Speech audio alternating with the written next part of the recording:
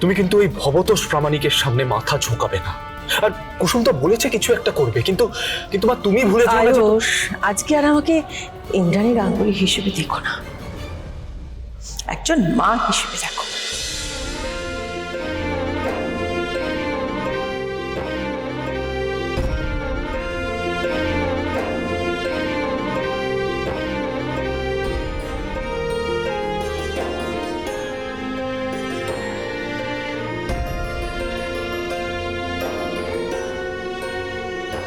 দেবী মা,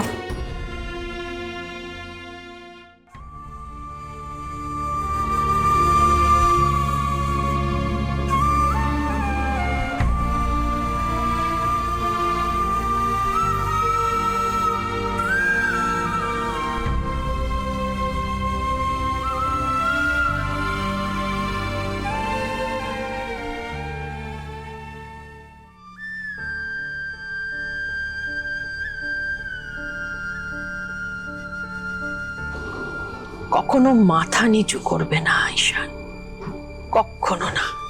এমন কোনো কাজ করবে না যাতে তোমার মাথা হেঁট হয়ে যায় কারোর সামনে, যাতে তোমাকে মাথা নিচু করে দাঁড়াতে হয় কারোর সামনে। যে ভুল তুমি করেছো সেখান থেকে একটা শিক্ষা নাও, যে এমন ভুল আর কোনোদিন করবে না যাতে তোমাকে মাথা ঝোঁকাতে হয়, যাতে তুমি বাধ্য হও মাথা ঝোঁকাতে। না, সারা জীবন মাথা উঁচু করে বাঁচবে।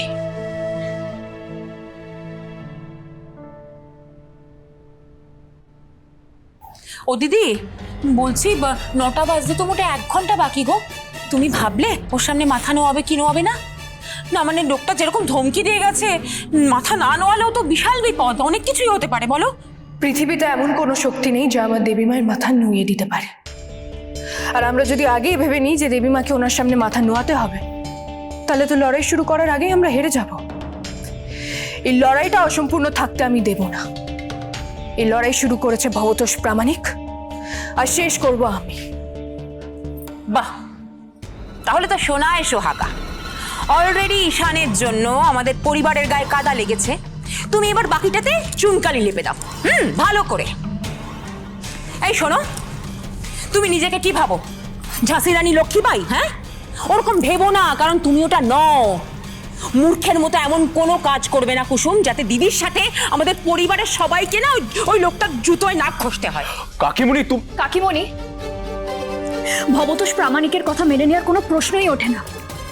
আর না মানলে কি হবে সেটা আমরা সবাই জানি, তবে আজ কি হবে সেটা ভেবেই আমার গা হাত পা ঠান্ডা হয়ে যাচ্ছে। ভয় পেও না অনুশ্রী, ভয় পেও না। ঈশ্বরের উপরে ভরসা রাখো। আজকে যা করার উনি করবেন, আমার হাতে কিছু নেই।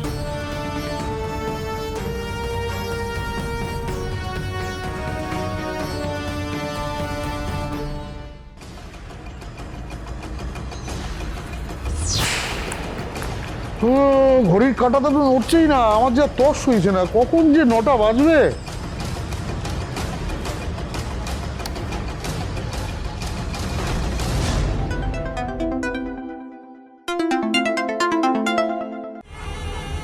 ইন্দ্রাণী গাঙ্গুলি তাহলে ভয় পেয়েছে? क्या बात! ইন্দ্রাণী গাঙ্গুলি ভয় পেয়েছে এটা আপনার মতন মূর্খ লোকই ভাবে।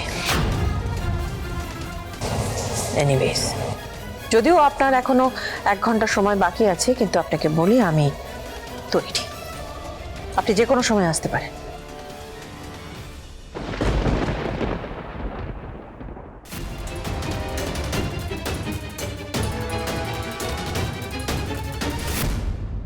কি আনন্দ আকাশে বাতাসে। ইন্দ্রাণী গাঙ্গুলি আমার এই জুতোটায় ঘষে নাক্ষর দেবে, এটা ভেবেই আমার কি আনন্দ হচ্ছে। কত দিনের স্বপ্ন এবার আমার পূর্ণ হবে।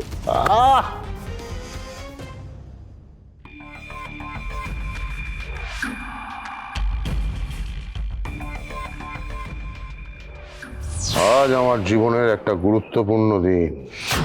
এই চন্দননগরের সব থেকে বড় ভিলেন আমি হব। এই চন্দননগরের সমস্ত মানুষ যে ইন্দ্রাণী গাঙ্গুলিকে দেখে সম্মানে মাথা হেট করে, সেই ইন্দ্রাণী গাঙ্গুলি আমার সামনে মাথা হেট করবে। আমার জুতোয় নাক ঘষে নাকখত দিয়ে নিজের হার স্বীকার করে নেবে।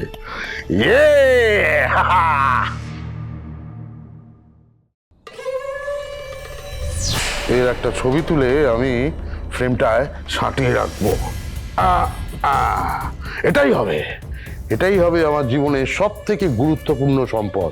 তারপরে এই ছবিটা প্রিন্ট করে সারা শহরে ছড়িয়ে দেবো, লোকে বলাবলি করবে ভবতোষ প্রামাণিকের সঙ্গে পাঙ্গা নিলে ভবতোষ প্রামাণিক তার কি অবস্থা করে। যতদিন ইন্দ্রাণী গাঙ্গুলি বেঁচে থাকবে ততদিন ইন্দ্রাণী গাঙ্গুলি এই দিনটার কথা মনে রাখবে। আহা কি আনন্দ আকাশে বাতাসে। ইন্দ্রাণী, তুমি ঠিক কি করতে চাইছো বলো তো? আমার সন্তানকে এক কঠিন ষড়যন্ত্রের হাত থেকে বাঁচাতে চাইছি রাজ। মা, যাই হয়ে যাক না কেন, তুমি কিন্তু ওই ভবতোষ প্রামাণিকের সামনে মাথা ঝোঁকাবে না।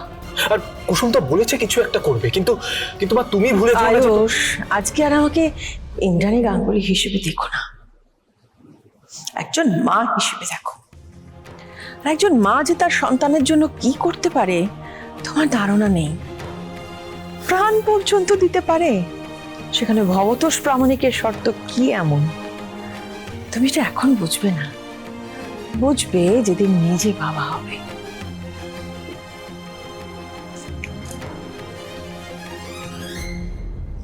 আজ আমি ইন্দ্রাণী গাঙ্গুলি নই, আজ আমি ঈশানের মা,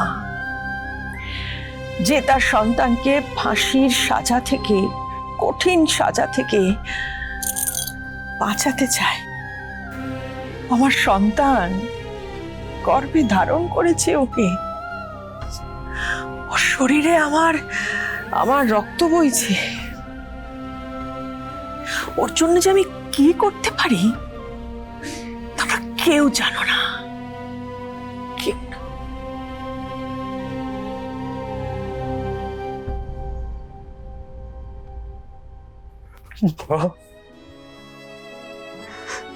মা গো, আমাকে ক্ষমা করে দাও মা,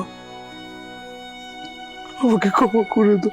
মা ফোন করে ভবতোষ প্রামাণিককে ডেকে নিয়েছে, যে কোনো সময় লোকটা চলে আসবে। আর এই সময় কুসুম এখান থেকে কোথাও চলে গেছে। কুসুমকে ছাড়া এই পরিস্থিতি সামলানো কঠিন হয়ে যাবে। কোথায়? আমি থাকতে কেউ তোমার কোনো ক্ষতি করতে পারবে না ঈশান, কেউ কিচ্ছু করতে পারবে না। এই ভবতোষ প্রামাণিক আজকের পর তোমাকে আর কখনো বিরক্ত করবে না, কিন্তু ঈশান তোমাকেও কথা দিতে হবে, তুমিও কখনো কারোর সামনে মাথা ঝুঁকাবে না, কখনো কারোর সামনে মাথা নুয়ে দাঁড়াবে না, কখনো কোনো অন্যায় করবে না। মনে রেখো, তুমি ইন্দ্রাণী গাঙ্গুলির সন্তান।